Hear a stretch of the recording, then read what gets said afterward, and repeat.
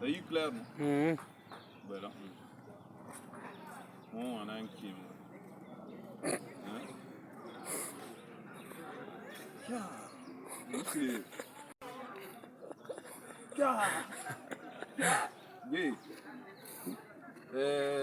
Tout ça, c'est un coup de valet. Tourne reversa. Aba ngi dem bala yesira bitin man foto ga wina citta wengi Amina. Wala. Ala sam. we Gwagu bene. wala wina re ko so Ouais. wina re ko so Ouais, Amina. wala Bego. awa jelle kay Chang wala dem ka wede. reem kay Voilà. sanya woto te man pere wala okay jelle kay.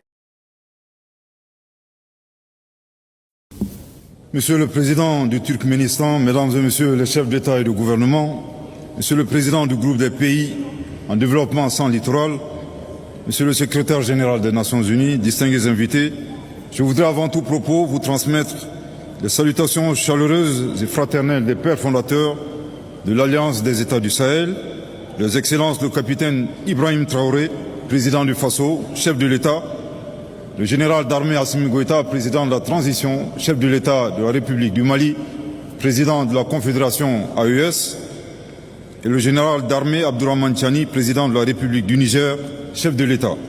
Je voudrais ensuite exprimer, au nom des États membres de la Confédération AES, ma profonde gratitude aux autorités turkmènes pour l'accueil bien chaleureux et l'attention particulière dont nous faisons l'objet depuis notre arrivée dans cette belle ville d'Awaza. La Confédération des États du Sahel, entourée de 11 pays voisins et côtiers, couvre environ une superficie de 2 800 000 km² et compte environ 75 millions d'habitants, majoritairement jeunes. Elle est riche de ses terres fertiles, de ses cours d'eau, de ses sources d'énergie et constitue l'un des plus grands réservoirs en ressources minières du monde.